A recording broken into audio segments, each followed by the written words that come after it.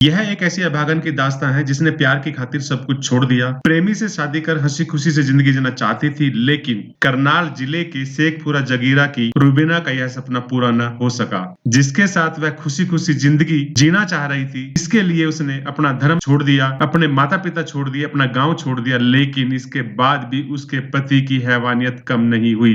दरिंदे ने न सिर्फ रूबीना की हत्या की, बल्कि अपनी 4 साल की बेटी अवनी की भी गला दबाकर हत्या कर दी। रूबीना के पिता बशीर ने बताया कि 2016 में उसकी बेटी ने गांव के ही दिनेश डाबरा से प्रेम विवाह किया था। शादी के बाद बेटी रूबीना ने धर्म परिवर्तन कर लिया और वह साक्षी बन गई। रूबीना के पिता बशीर ने बताया कि शादी के बाद दिनेश और उनकी बेटी ने गांव छोड़ दिया और वह कहीं चले गए। उन्होंने बताया कि इसमें पीपली कोर्ट मैरिज कर ली थी उन्होंने। अच्छा,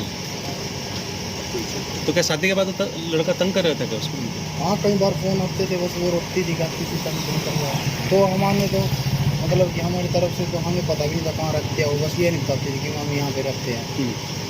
हमको तो 6 उसको ही पता लगा, 6 तारीख को पता लगा जी। शाम को 4:15 बजे मॉडल टाउन रेवाड़ी से पुलिस वालों का फ़ोन आया कि ऐसे से करके आपकी लड़की को दिनेश डाबरा ने गला दबाकर और उसकी लड़की अवनी की हत्या कर दी।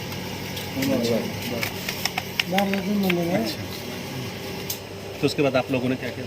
उसके बाद हमारे पास हरसक्तों के फ़ोन आए, फिर हम यहाँ से तुरंत ही निकल गए रेवाड़ी के लिए।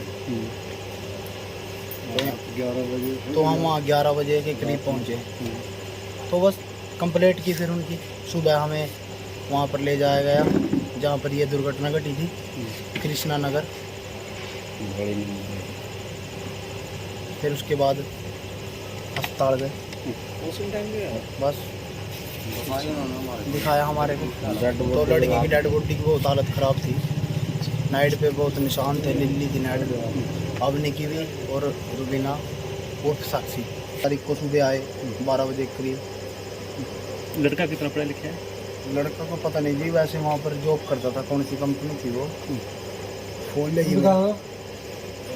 तो क्या बाकी वो जो बता रहा है कि वो कर्जबंद था, इसने कर्ज दिया क्या था? हाँ, हमारे पास तो आई है सूचना जी कि वो कर्जबंद था। बस वैसे हमें क्या पता जी, हमसे तो कोई बातचीत होती नहीं थी उससे। 6 साल हो गए थे, कभी कोई मुलाकात नहीं, कोई मुलाकात हमें पता नहीं था कहाँ पर रहते हो। बस 1-2 बार मेरी सिस्टर का फ़ोन आया और ईद वाले दिन गया था।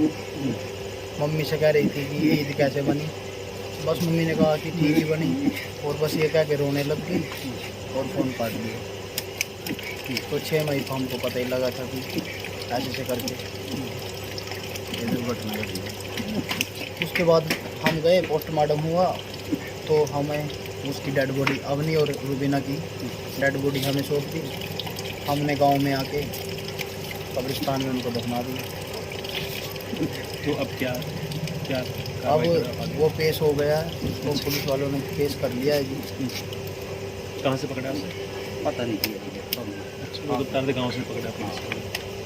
ये नहीं बैठाया रखा था, नहीं, रिश्तेदारी में था, पता नहीं। हमें सूचना मिली है कि इन्होंने यहीं पे रखा है, ये भी इसमें साजिश है शामिल में जी। इनकी साजिश है जिसमें इन्होंने 6 तारीख को पता लग रहा, आज के अखबार में पता लग रहा है कि वो 4 अमर उजाला अखबार में आए कि उसने 4 तारीख को ही ये काम कर दिया था। ऑडियो से गया ऊपर, तो उसके बाद ये वहाँ से नहीं उतरा। साइड में जो कपड़े सुखाने के लिए एंगल नहीं होती है, छतों पे लगा रखे हैं, उसमें पैंट वाली लीर से कपड़े सुखाने के लिए रस्सी बंधी हुई थी, और वो रस्सी खोल कर चुन्नी वगैरह की गांठ लगाकर ये उससे दो मंजिली नीचे छत पे उतरा पड़ोसियों की, और वहाँ से बैकग्राउंड में हाईवे पड़ता था, तो ये उससे हाईवे पे कूदा होगा वहाँ से। हाँ, तो जो बीच के फ्लोर पर एक लड़की रहती थी अवनी के साथ की, 3 या 4 साल की थी, वो भी किराए पे रहते थे, नीचे मकान मालिक रहते थे। तो उसने सोचा मम्मी 12 बज गए, 12 साढ़े 12 हो गए होंगे।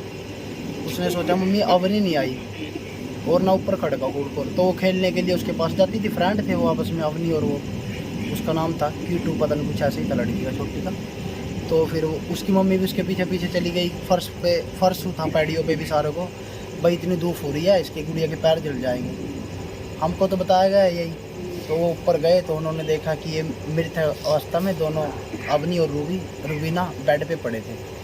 तो उन्होंने खिड़की काल की मारे रोने लग गई, तो नीचे से मालिक आए, उन्होंने फिर पुलिस को शिकायत की, तो पुलिस वाले इनकी डेड बॉडी को लेकर वहाँ से हॉस्पिटल अस्पताल में एडमिट कर दिया। इस घटना के बाद बशीर का परिवार डरा हुआ है क्योंकि दिनेश गांव के दबंग समुदाय से संबंध रखता है और वह अल्पसंख्यक है। उन्होंने कहा कि उनकी मांग है कि दिनेश को फांसी होनी चाहिए क्योंकि उसने छल से उनकी बेटी के साथ पहले प्रेम विवाह किया और फिर उसकी हत्या कर दी। उनकी बेटी पढ़ने में होशियार थी और जब उसने प्रेम विवाह किया वह मात्र 18 साल की थी और 6 साल की शादी के बाद ही उसकी हत्या कर दी गई।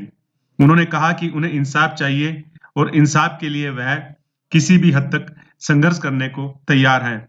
इस खबर पर हमारी नजर बनी रहेगी। आपसे निवेदन है कि आप द न्यूज इनसाइडर के साथ जुड़े रहें। धन्यवाद। जय हिंद।